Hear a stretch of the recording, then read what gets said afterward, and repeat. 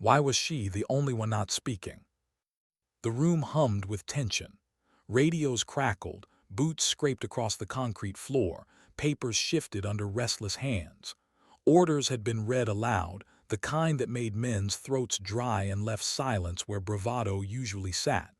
But when the commander asked for questions, she stayed quiet. Not because she had nothing to say, but because saying it would have been the same as defiance. She carried her orders without complaint. And yet the silence felt louder than any protest. The others glanced at her, quick, uncertain looks. They all knew her reputation. Reliable, accurate, deadly behind the scope of a rifle. A soldier who had carried missions no one else wanted and returned with fewer words than bullets spent. She wasn't one to argue, and that's what unsettled them most. Because silence meant calculation. Silence meant she was already considering something they hadn't. She folded the paper once, slid it into the sleeve of her vest, and kept her face unreadable. Someone coughed. Someone else muttered under their breath about bad timing and suicide orders. The commander's jaw twitched, but he dismissed the group with a curt nod. Chairs screeched back. Boots scattered. The squad filtered out in clumps of 2 or 3, voices rising again the way people whistled in graveyards to keep from feeling the weight of the dead. She didn't whistle, she didn't speak. She just stood there until the room was empty. Outside, the night air was cold enough to burn the lungs. Wind dragged dust across the tarmac. The lights from the hangars painted long shadows that stretched like skeletal fingers across the ground. She pulled her jacket tighter but didn't shiver. Not here, not in front of them. Orders bothering you? The voice came low, hesitant, a familiar one. Corporal Hensley, a man with eyes too kind for a place like this, always half-smiling even when there was nothing to smile about. He'd lost 2 brothers to the same war, but he never let the grief show in front of command. Only sometimes, when the cigarettes burned low and the night was too long, did he talk about it. She didn't answer right away. Instead, she studied the streak of oil on his cheek, the way his hand flexed nervously around the strap of his rifle. Finally, she said, "Orders don't bother me." And that was true. The mission was clear enough. Insertion at dawn, neutralize the compound, extract the target. On paper, it was clean, efficient. But paper never bled. Hensley tilted his head, reading the tone under her words. Then what does? Her eyes lifted to the sky. No stars tonight. Only clouds pressing heavy over the base, as though even the heavens didn't want to watch what was about to unfold. "Noise," she whispered. He frowned. "Noise." She glanced back at the hangar. Through the glass she could see the others laughing now, too loud, clinging to the sound of their own voices like lifelines. Soldiers joked before missions. It was ritual, a way of softening the edges of fear. But she hated it. All that noise, all that pretending. Because silence was honest. "Get some rest," she said instead, brushing past him. He watched her go, but he didn't follow. He never pressed her too hard. He knew better than most that silence wasn't empty, it was full. Her quarters were bare. A cot, a metal locker, a picture taped to the wall. The photo was faded, corners curling. A girl stood beside a river, hair tangled by the wind, eyes bright with something that felt like another lifetime. The girl was her before the uniform, before the rifle, before silence became easier than explaining why she'd chosen this path. She sat on the edge of the cot, unlaced her boots slowly, methodically. Her body ached in familiar ways, knees worn from long marches, shoulders tight from carrying weight meant for someone bigger. But the ache she felt most wasn't in her muscles. It was the one that lived deeper, where no one could see it. She stared at the picture until her vision blurred. Then she blinked hard, stood and stripped the photo from the wall, folded it, tucked it into her breast pocket, close to her heart but hidden. Because if tomorrow went the way she suspected, she wouldn't want anyone finding it left behind. The transport roared at dawn. The squad loaded in silence except for the hum of engines and the metallic clatter of gear. She checked her rifle, cleaned the lens of her scope, adjusted the strap. Routine motions done without thought, done the way some people said prayers. Across from her, Sergeant Lowell chewed on gum like it was his last meal. His jaw worked too fast, too loud. He caught her watching and smirked. "What, you worried I'll choke on it?" She didn't answer, just adjusted her weapon again. He chuckled. "Always so damn quiet. One of these days it's gonna get you killed." Hensley shifted beside him. "Or it's the reason she's still alive." The smirk faded, but not completely. Lowell turned his eyes to the floor. He didn't like being reminded that her silence was survival, not weakness. The pilot's voice crackled over comms, 2 minutes out. Everyone tensed, fingers drummed on rifles, breaths quickened, hearts pounded. She closed her eyes, inhaled once, exhaled slowly. Silence. And in that silence she thought of the river again, the way it had sounded on spring mornings, the way her younger self had laughed at nothing, her voice carrying free and fearless. She clung to that sound as the helicopter dipped low, blades chopping through the dawn. When the red light above the hatch flicked green, she moved first. Boots hit dirt. The world shifted into sharp focus. Gunmetal sky, the smell of dust and oil, the crunch of gravel underfoot. Orders carried without complaint. But beneath it all, beneath the stillness of her face, the precision of her steps, her silence screamed. It screamed of things left unsaid, of truths buried so deep even she was afraid to dig them out. Because she wasn't just carrying a rifle tonight. She was carrying something else, something no one knew about. Not yet. And as the squad advanced toward the compound, that secret pressed against her chest like the folded photograph she carried, hidden, but too close to ignore. Why did the silence feel heavier than the gear on her back? The compound rose in the distance, half shrouded in dust. From afar it looked like nothing more than a cluster of broken walls and rusted metal, but the briefing said otherwise. Hidden tunnels, reinforced rooms, men inside who had no plans of surrender. The squad fanned out, hands signaled, boots whispered across gravel. She moved with them, low and controlled, eyes scanning the shadows. Every flicker of light, every broken doorway, every place a rifle could be waiting. Her breath steadied, but her heart didn't. It beat in rhythm, with the memory she hadn't told anyone. The last time she'd been on a mission like this, silence hadn't saved them. It had cost them. The crack of a single rifle had torn the dawn apart. A man she trusted, gone before she could even turn her scope. And afterward, when command asked what she'd seen, what mistake had been made, she hadn't said a word. Because the truth was hers to carry, and no amount of speaking would bring him back. That's why the silence lived inside her now, heavy, relentless. The squad crouched behind a crumbled wall, waiting for the signal to breach. Sergeant Lowell checked his watch, chewing his gum slower now, tension cutting the edge off his arrogance. 2 entrances, he muttered. North and east we split. Her eyes followed the lines of the structure, nodding vantage points, escape routes, blind corners. Splitting was risky, predictable. She could see that. Hensley probably could too. But she said nothing. Because orders weren't hers to question. Lowell pointed toward the eastern door. "You, me, Hensley, rest swing north."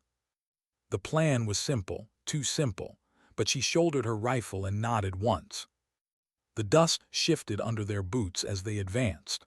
The air felt thicker the closer they came, as though the ground itself knew what was about to happen. Then, a sound. Faint, metallic like a latch. She froze, one hand lifted instinctively. The squad halted, confusion flashing across Lowell's face. He opened his mouth, but before the word could form, the compound erupted. Gunfire spat from the windows. Bullets chewed the wall beside them, sparks flaring, dust exploding into their faces. Contact, Lowell roared. They dove for cover, weapons up. The air split into chaos. Shouts, ricochets, the metallic taste of adrenaline flooding her mouth. She pressed into the dirt, eyes locking onto the faint muzzle flash inside a broken window. Breath steady, scope aligned. One pull, one shot. The flash went dark. Another, a shadow crossing behind a cracked door. One pull, one shot. The silence of her rifle was different from the silence in her chest. One was survival, the other was weight. Hensley fired beside her, muttering curses between bursts. Lowell barked orders no one could hear above the storm. Dust rained down. Then a pause, not peace, just the kind of pause that meant they were reloading. Her ears rang, her pulse hammered.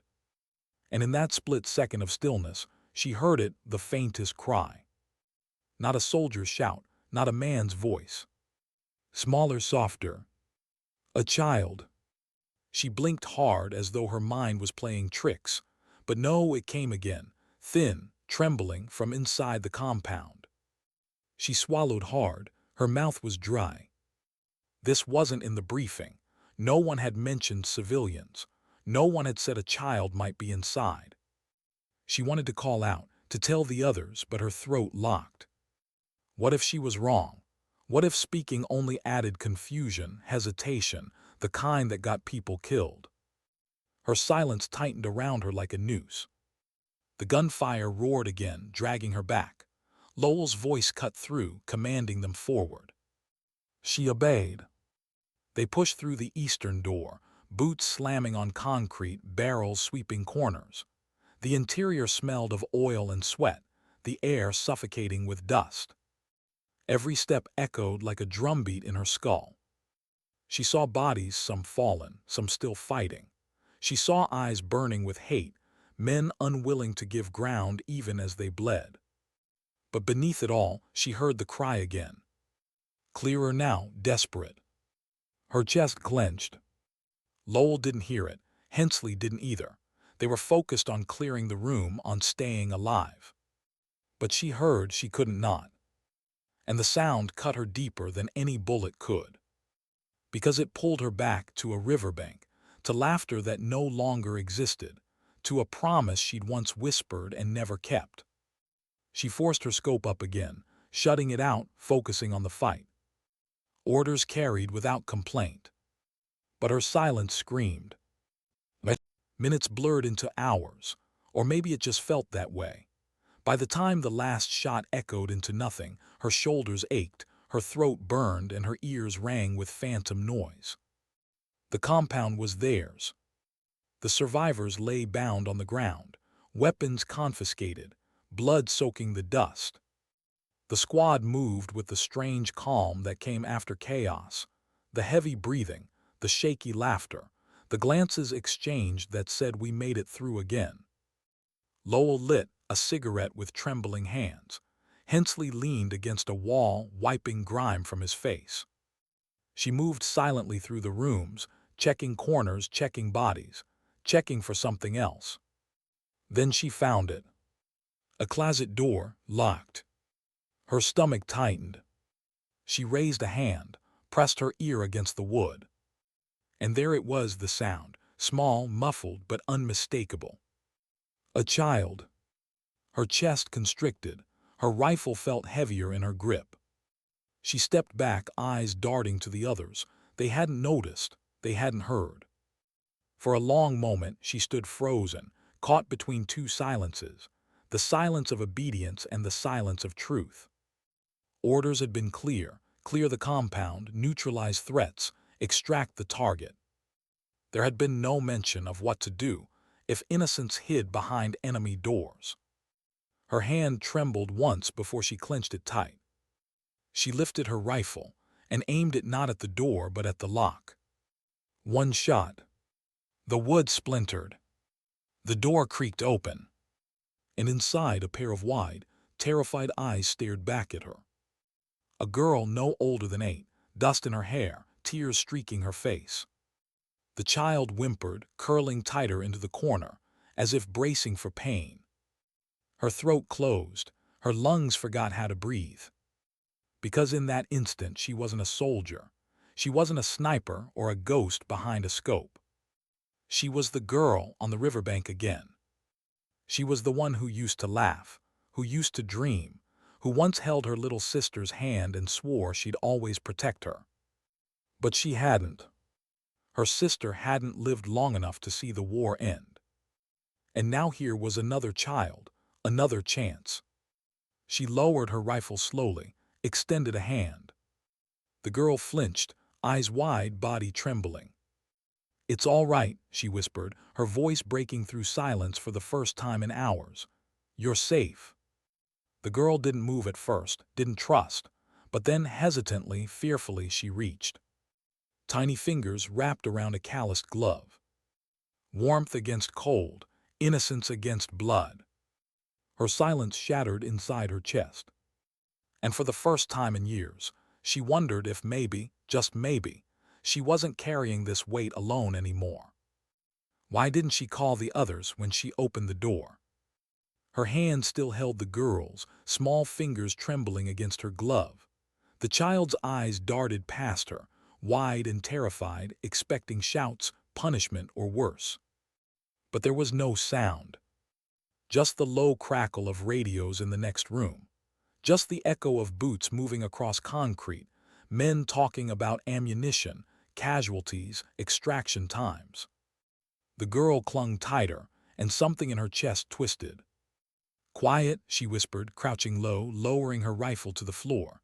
"Stay quiet." The child's lip trembled, but she nodded. For a long moment, they just breathed in the silence together. Then, "Hey!" The shout cracked across the room. She whipped around. Sergeant Lowell stood in the doorway, cigarette still smoldering between his fingers. His eyes flicked from her to the girl, then back. And in that instant she saw it, the calculation. The cold math soldiers used when they had to make choices no one should ever have to make. His lip curled. "What the hell is that?" Her stomach clenched. She wanted to say a child. She wanted to say innocent. She wanted to say this changes everything. But the words caught in her throat. So she said nothing. Lowell stepped closer, smoke curling between them. Orders were clear. No survivors, you know that. The girl pressed tighter into her side, whimpering. And suddenly she wasn't in the compound anymore. She was back by the river, holding her sister's hand, promising forever. Her jaw locked. Lowell exhaled smoke through his nose. "Don't make this harder than it is." He reached for his sidearm. Her hand shot up, fast, clamping around his wrist before the weapon cleared leather. His eyes widened. For a second no one moved.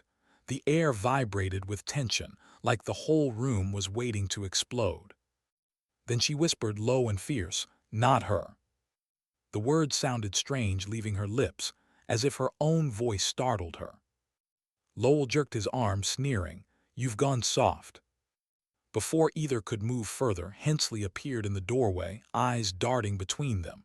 His brows knitted. "What's going on?" Neither answered. But Hensley's gaze landed on the girl. His face shifted. He saw, he understood. For a moment his kindness outweighed protocol. He stepped inside slowly, palms open, crouching low. "It's all right," he said gently, voice soft enough for the girl. "We're not gonna hurt you." The girl's trembling eased, but only slightly. Lowell scoffed. "You two are insane. You think command's gonna let this slide. You know what they'll do if they find out." She cut him off with a look sharp enough to silence him. And that silence said everything. It said she'd die before letting him touch the girl. It said her silence was no longer submission. It was defiance. Lowell backed off, muttering curses under his breath, cigarette shaking between his fingers. But he didn't draw again, not with her eyes locked on him. Not with Hensley quietly siding against him. They moved out 30 minutes later. The compound was cleared, the target secured. Radio chatter buzzed about extraction zones and enemy reinforcements. But she didn't hear much of it. Her focus stayed on the small figure tucked under her arm, wrapped in a tattered blanket Hensley had found. The girl didn't speak, didn't ask where they were going. She just stared at the ground, eyes glassy, body limp with exhaustion. Each step with her felt heavier than the pack on her back. Lowell kept his distance, muttering occasionally, throwing sharp looks, but he didn't try again. Not yet. She felt his judgment like a weight on her spine. She knew the others would feel the same when they saw. New command would demand explanations she didn't have. But none of that mattered now, because the girl's hand gripped hers, as if it was the last lifeline left in the world. And she wouldn't let go. The helicopter thundered against the horizon. Dust whipped up, stinging her eyes. The squad climbed aboard, weapons clattering against metal, voices raised to fight the engine's roar. She helped the girl inside, strapping her into a seat beside her. The child's hands clenched the belt with white knuckles, face pale under the grime.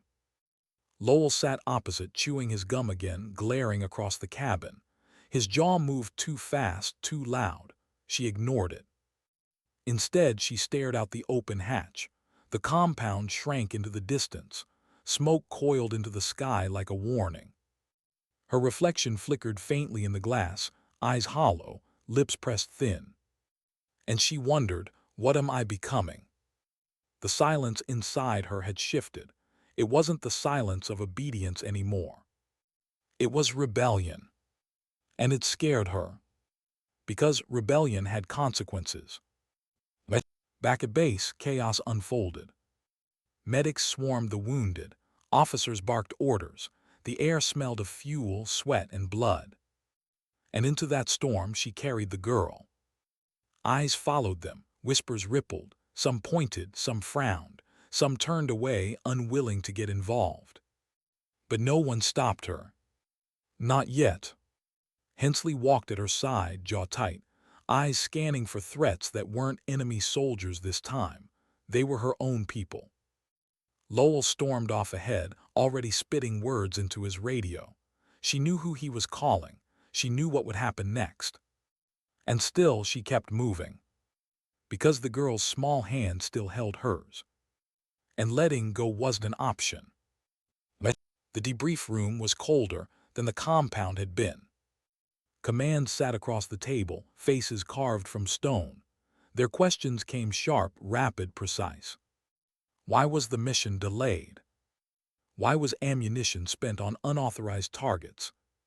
Why was a civilian removed from the compound, against direct operational protocol?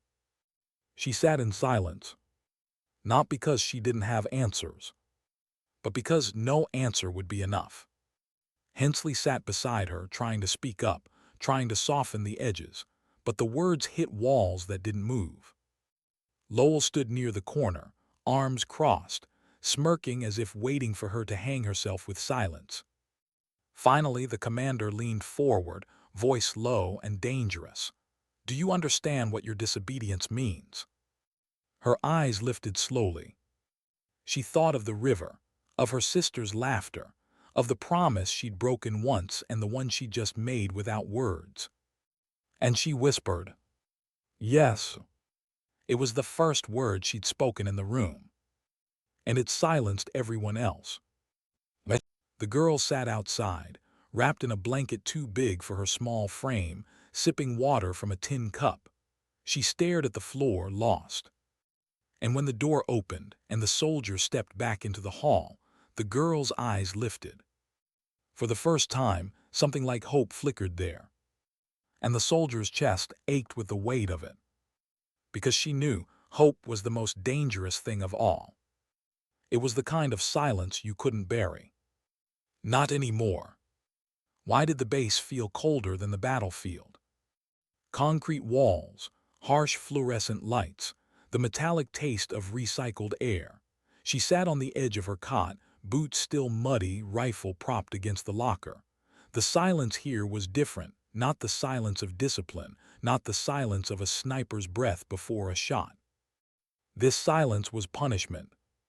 They hadn't put her in a cell, not yet, but she wasn't free either. Her movements were watched, her radio confiscated, her rifle tagged and logged. An officer had told her she was under review. The words were meant to sound procedural, but she knew better. It wasn't review, it was judgment.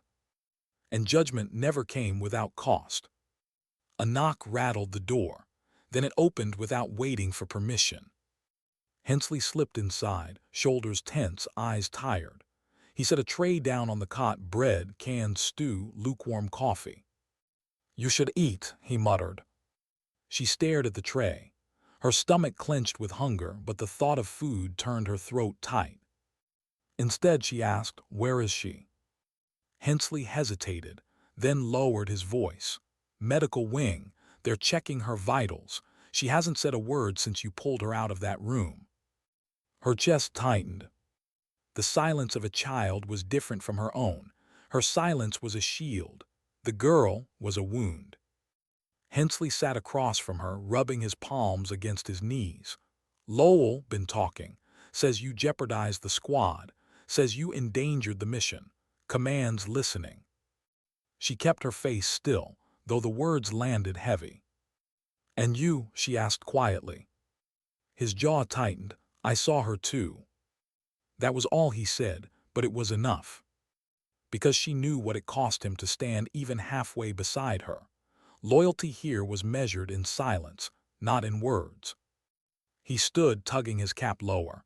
"They'll call you in soon. Eat something before they do." When the door closed, she picked at the bread, swallowing dry bites without tasting them. Her body needed fuel, but her thoughts were already elsewhere. The girl. The way her hand had felt in hers, fragile, warm. A memory flickered again, her sister's hand, smaller still, gripping her tightly by the riverbank. She had let go once, she wouldn't do it again. The summons came at dusk. 2 officers escorted her through the compound.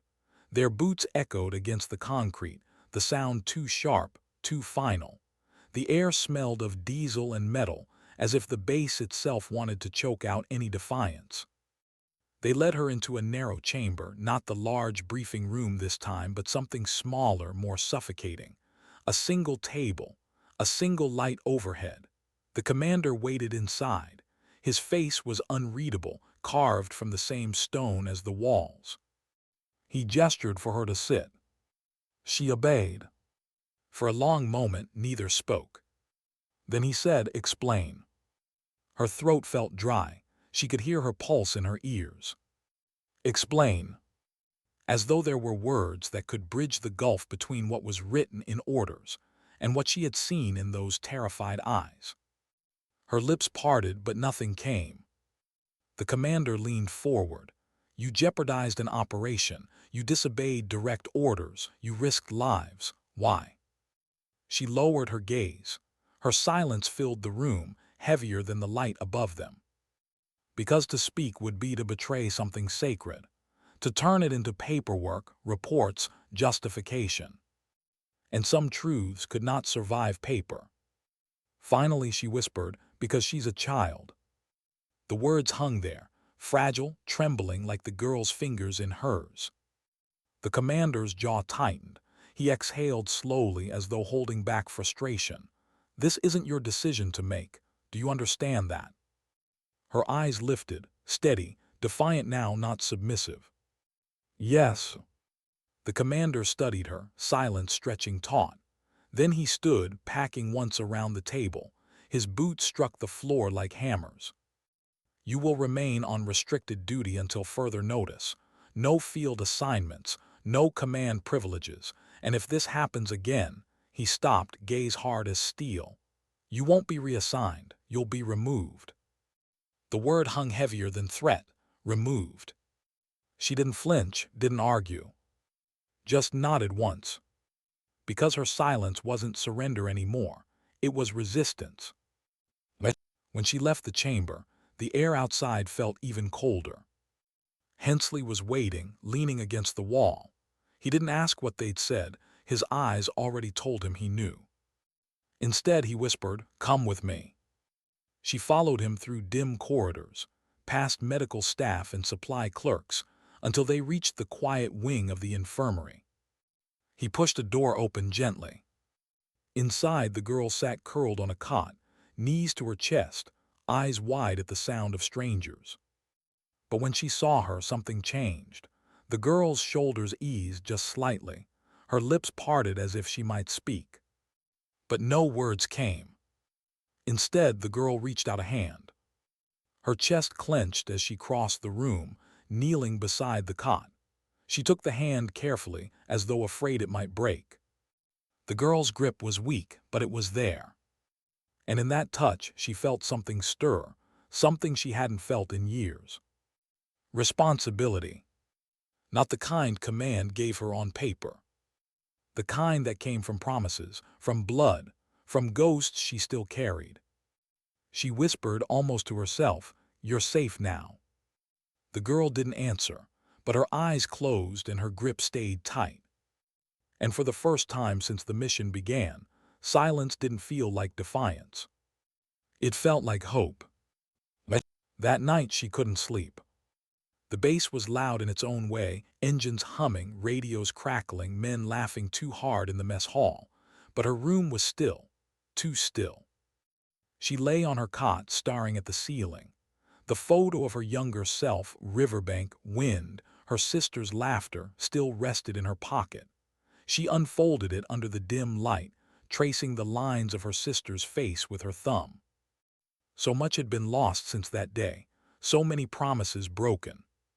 But maybe this child wasn't just another wound. Maybe she was something else.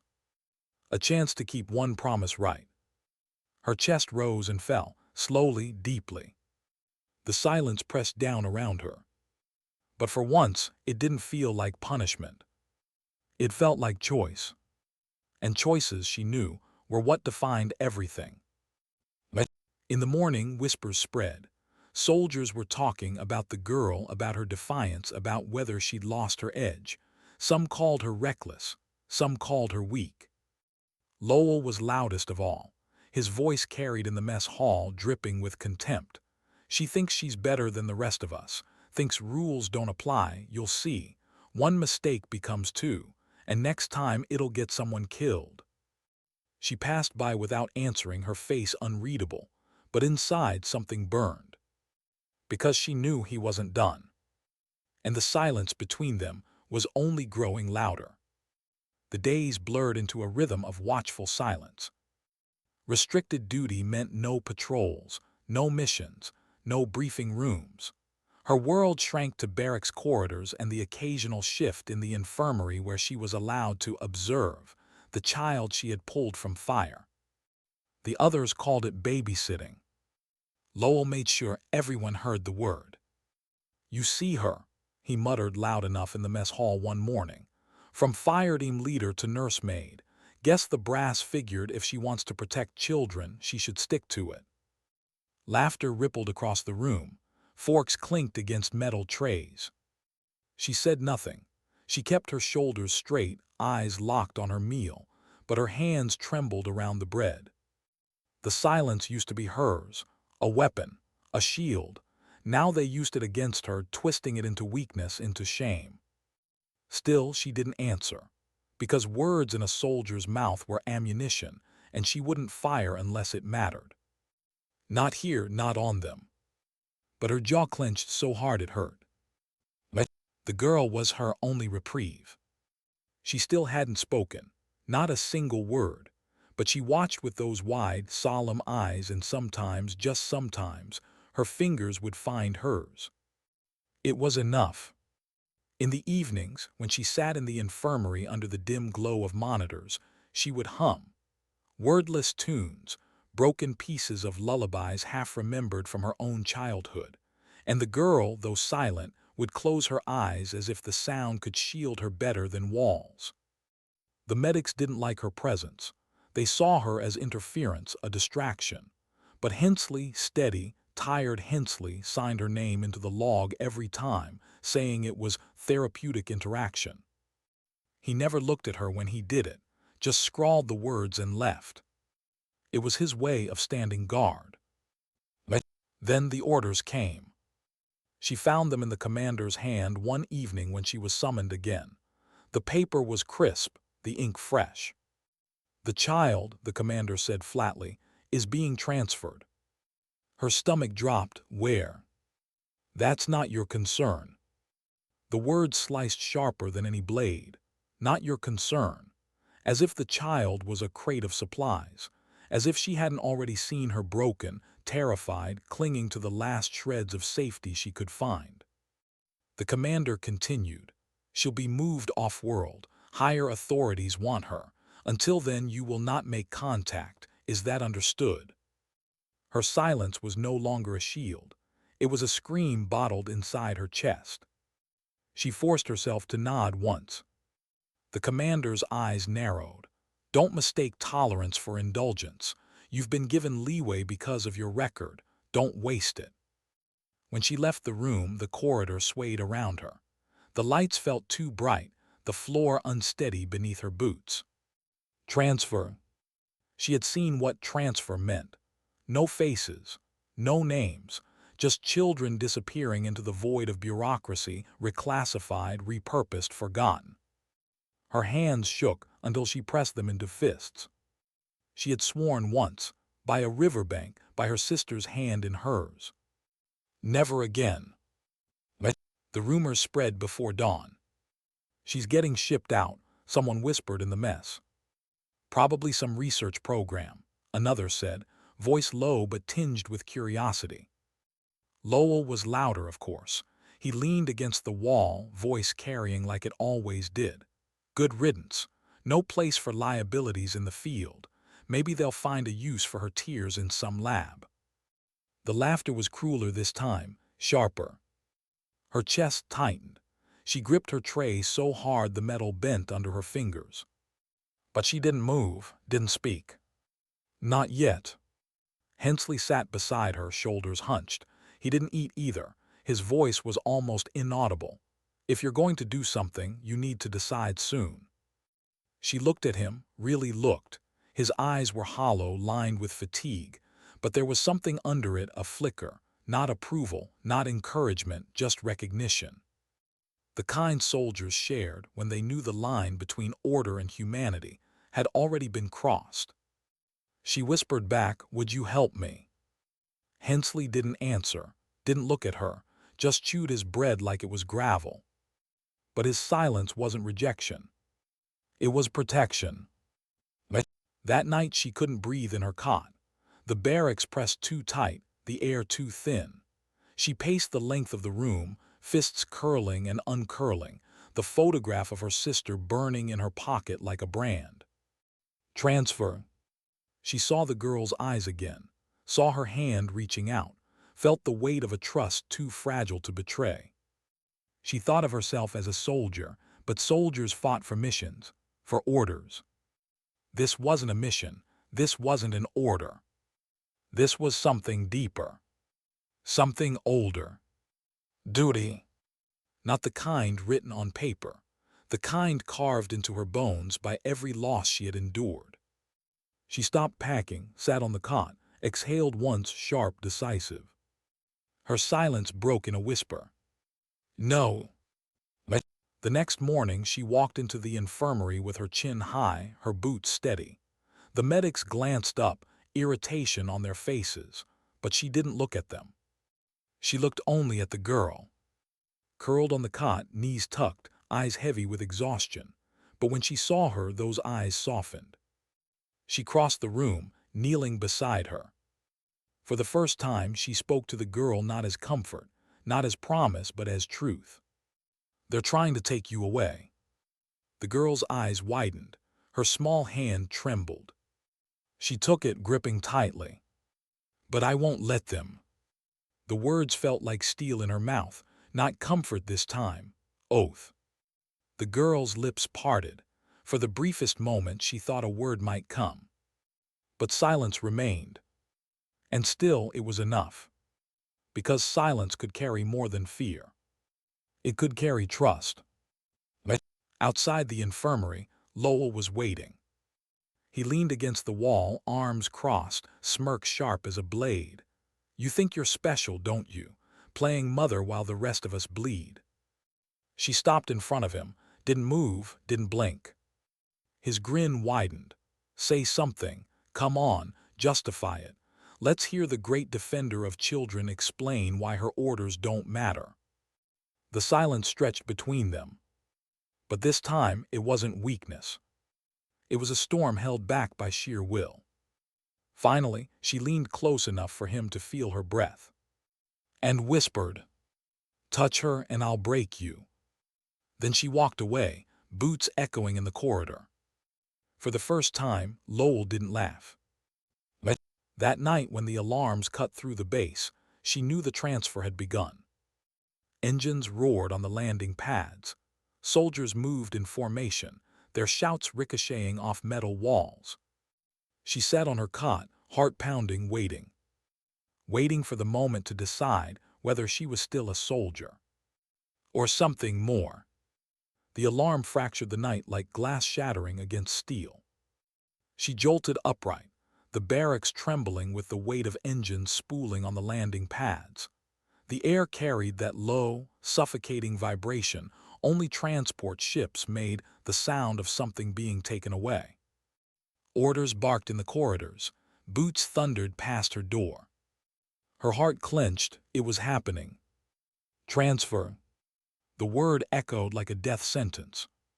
She grabbed her boots, laced them with trembling hands, and ran. The corridors were chaos. Soldiers pulled on vests, strapped rifles, fell into formations. None of them looked at her.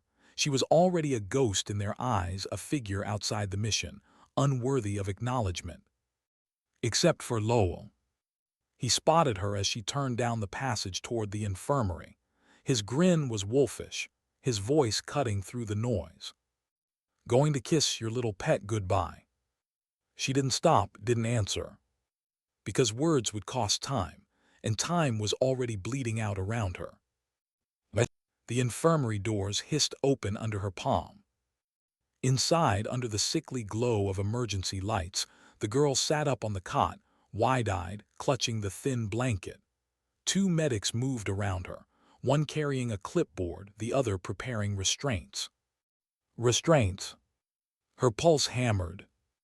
"Orders," the taller medic muttered when he saw her. "She's being transferred." "I know." Her voice was sharper than it had ever been, low and firm. It startled even herself. The medics froze, uncertain. She stepped forward. "She doesn't leave with restraints." The taller one's jaw tightened. "We don't answer to you." And then Hensley appeared. He slipped in through the side door, hair unkempt, eyes shadowed but steady. "She's right," he said flatly. "Protocol says voluntary unless hostile." The medics hesitated, uncertain. Her chest loosened just enough to breathe. She shot him a glance, not gratitude, not yet, just acknowledgement. The girl stared at her with that same hollow fear she had seen in the bunker, that same silent plea. She knelt, brushing the girl's hair back, whispering against the roar of engines outside. "They're going to try and take you, but you have to trust me." The girl's fingers clutched hers so tightly they hurt. She rose, pulling the girl close against her. The medics protested faintly, but Hensley stood in the doorway, blocking their path. His silence was enough. They slipped into the service corridors. Here the noise was muffled, the hum of machinery, the hiss of vents, the steady, pulsing vibration of the ship outside waiting. She kept one hand on the girl's shoulder, guiding her, while the other hovered near her sidearm. Not drawn, not yet. Her breath was ragged, but her steps were measured. Every turn, every junction, burned into her memory from years of running supply drills. But this time it wasn't supplies. This time it was a life. And the corridors felt longer, shadows stretched deeper, every echo was a threat. Lowell found them before the hangar. He stood with two others blocking the path. His smirk was sharper now, dangerous. "I knew it," playing hero. Her body went still, but inside her veins were fire. "Move," she said. He laughed, stepping closer, rifle dangling loose in his grip. "Or what? You'll glare me into obedience. You're done, soldier. You think you get to choose which orders matter. That's not how this works. The girl pressed tighter against her side. Lowell leaned close, voice dripping. You want her, go through me. The silence hung heavy. And then slowly, she unholstered her sidearm. The other stiffened. Lowell's grin faltered, but only for a second. You won't, he said. You don't have it in you. Her voice was ice. Try me. The standoff stretched, seconds feeling like hours. Then footsteps.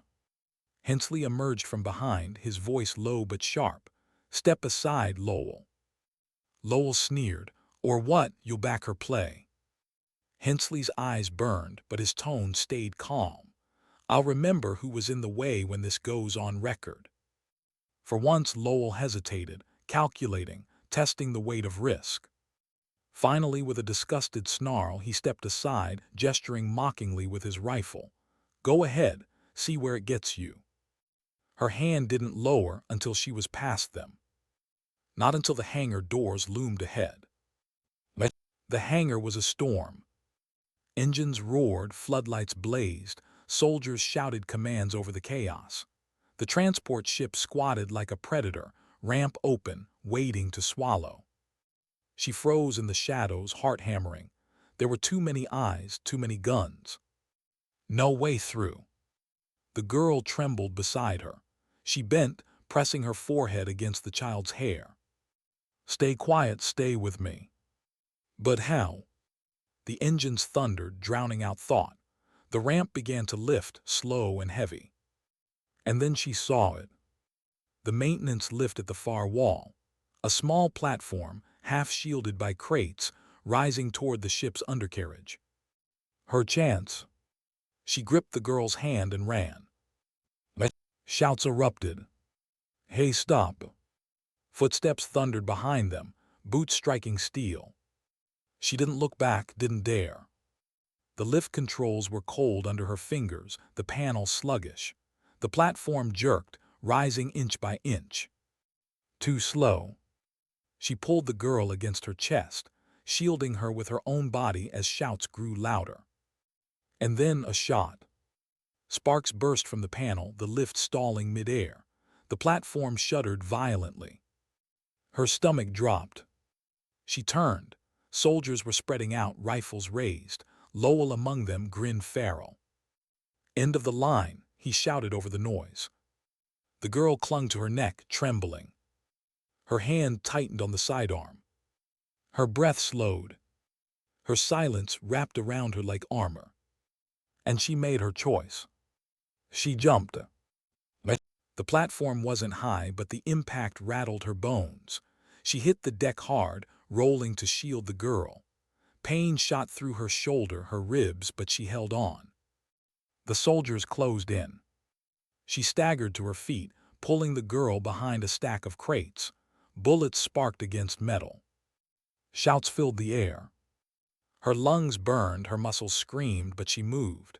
She ducked, weaved, every motion fueled by something older than training, something primal. The need to protect. The need to keep a promise. A hand grabbed her arm. She spun, elbow striking bone, and Lowell's face twisted in pain. He snarled, swinging his rifle like a club. She ducked, the butt grazing her temple. Stars burst in her vision. But her silence didn't break. She drove her fist into his gut, then slammed her knee upward. He staggered back, wheezing, rifle clattering to the deck. The girl screamed, soundless, breathless, but sharp enough in her eyes to pierce steel. And then Hensley.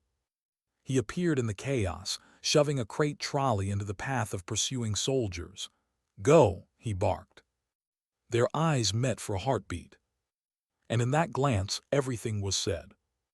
No orders, no explanations, just a single truth he understood. She didn't hesitate. She grabbed the girl and ran. The far end of the hangar held a maintenance hatch, narrow, unmarked, almost invisible against the wall. She slammed it open, pulling the girl inside. The door hissed shut behind them, sealing out the chaos. Darkness swallowed them. Her breath came ragged, echoing in the narrow passage. The girl pressed against her, shaking. She held her close, whispering into her hair, voice breaking against the silence. "You're safe, I've got you, you're safe." Her words trembled, fragile, but they were steel all the same. For the first time, the girl's lips moved. A whisper. One word. "Stay." Her chest collapsed around it, her throat burned. She pressed her forehead against the girl, tears stinging her eyes. "I will," she whispered back. And in the darkness, her silence finally meant something more. Not defiance, not weakness, but a promise, a vow sealed in the space between heartbeats. The maintenance corridor was a coffin. Narrow walls pressed in on either side, the ceiling low enough she could feel the heat of pipes against her back as she hunched over, guiding the girl forward. The air stank of rust and burned wiring. Every clang of machinery overhead felt like footsteps, every hiss of steam like a shout closing in. She kept one hand on the girl's shoulder, the other on her sidearm, though she knew it was useless in these cramped passages. It wasn't a fight anymore, it was survival. The girl walked silently, her small breaths trembling, but her hand never left hers. Even in the dark, she held on like that grip was the last thread tying her to safety. And in a way, it was. They stopped when the corridor split into two. She crouched, listening. Above, muffled voices echoed through ventilation shafts. Words scattered, indistinct, but one tone cut through clear: Lowell. He was angry, not just about orders, not just about failure. Angry at her.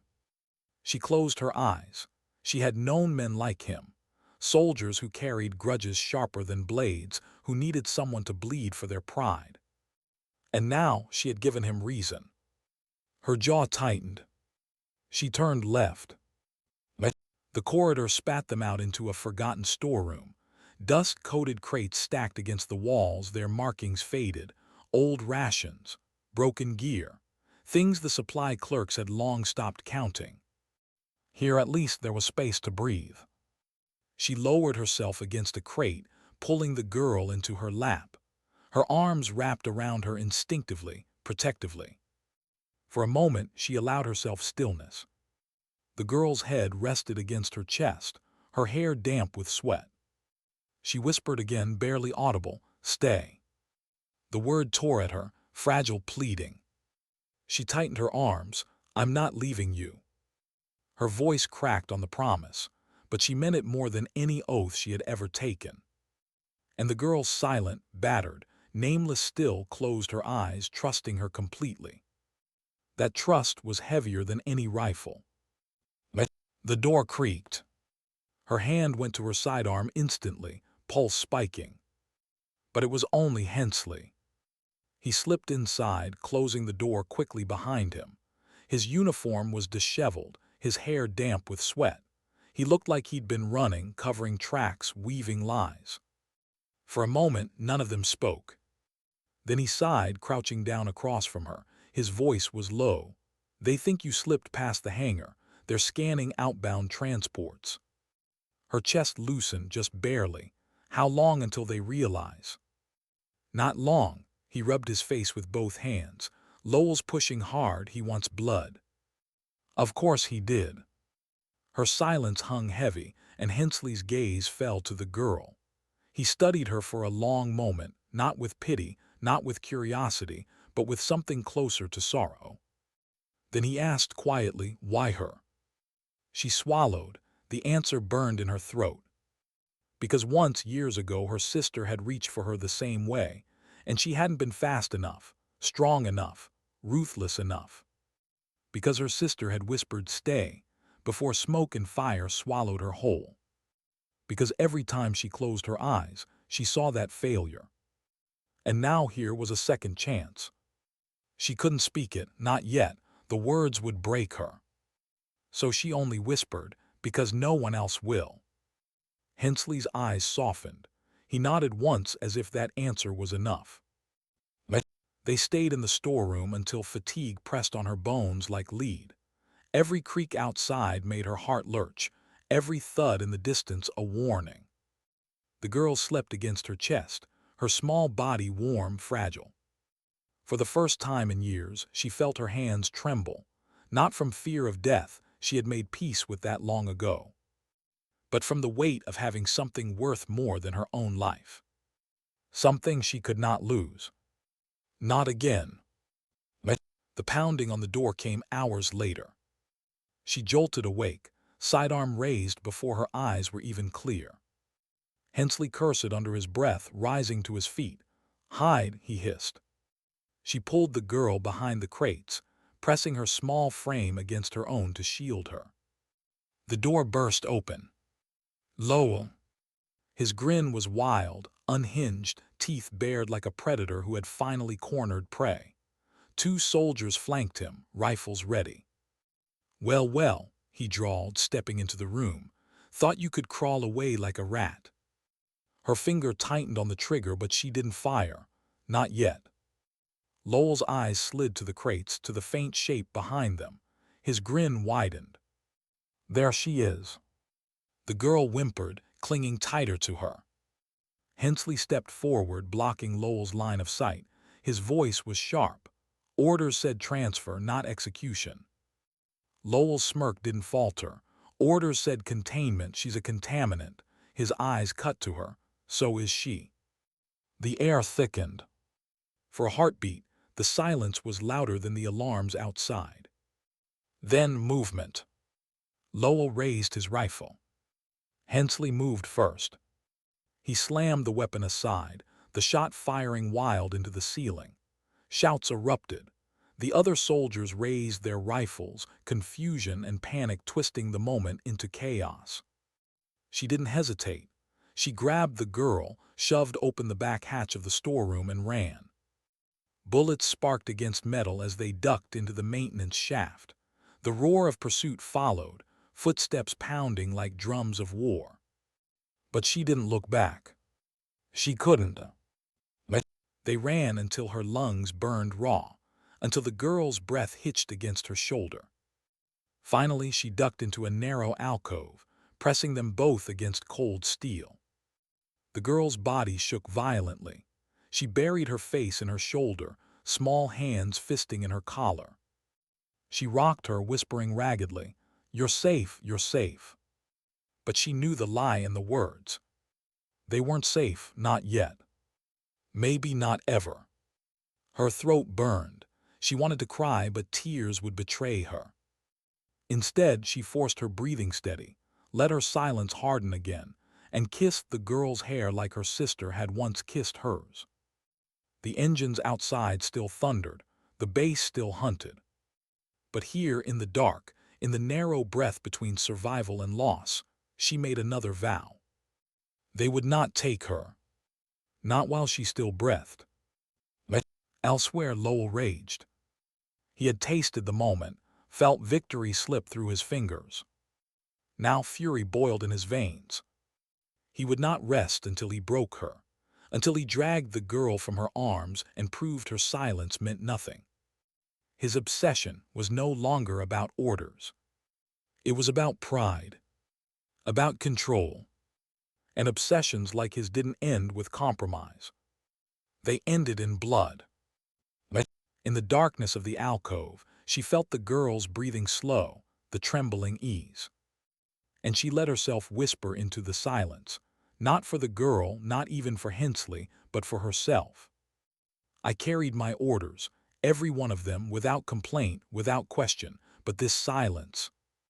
Her voice broke. She tightened her arms around the girl. "This silence is louder than defiance." And in that moment, she knew there was no going back. No return to orders, no return to blind obedience. Her war had changed. It wasn't fought with rifles anymore. It was fought in shadows, in promises, in the unyielding grip of a soldier who refused to let a child be lost to silence again. Sparkle's word count, ~1 560. This part 7 intensifies the aftermath. hunted inside the base, Hensley's cover, Lowell's obsession, her deepening bond with the girl, and the truth that her silence is no longer obedience but rebellion. She didn't hear the gunfire anymore, not in the way others did. For her, the noise had become something else, a dull vibration, a weight pressing against her chest, and in that silence, because silence to her was louder than sound, she felt the truth settle in. The mission was over. The outpost was secured. Lives had been lost and lives had been saved, but nothing erased what it had taken from her. The team moved around her, tired, battered, some quietly celebrating, some mourning. Their voices blurred. She watched them from a distance, her rifle balanced across her knees, her gloves streaked with dust and blood. She hadn't spoken in hours, and no one asked her to. They knew her silence meant something, something they didn't want to intrude upon. One of the younger soldiers, barely more than a boy, walked past and glanced at her. He opened his mouth as if to speak, maybe to thank her, maybe to confess his fear, but he stopped. Her eyes had already told him everything, not now. She looked out toward the horizon. The sun was sinking, and with it came the shadow of memory, a face she hadn't seen in years, her brother, the boy who never came back from his first deployment, the reason she enlisted, the reason she carried her orders without complaint. Every step she had taken in uniform had been for him, every shot fired, every risk endured. And yet, standing here now, she realized something he never had the chance to. There was no glory in obedience, no salvation in silence, only the weight of dignity borne without applause. Her commander approached her quietly. He didn't ask for a report. He didn't offer congratulations. He just stood beside her, sharing the silence. After a moment, he said softly, "We'll head home at first light." She nodded once, no words, because she had none left to give. The night came heavy, but in that darkness she felt something shift. Not relief, not triumph, something smaller, something quieter. A sense that maybe in her refusal to break she had honored more than just an order. She had honored memory. She had honored sacrifice. When she finally rose, leaving the outpost behind, the others followed. Not because she spoke, not because she commanded, but because they saw in her what they couldn't find in themselves, an unshakable steadiness, a refusal to complain even when it mattered most. And as the convoy rolled out, leaving dust and echoes in their wake, one thought lingered, soft as a prayer. Sometimes dignity doesn't speak. It simply acts. And in the silence of her heart she carried that truth, louder than any victory, louder than any defiance, into whatever came next.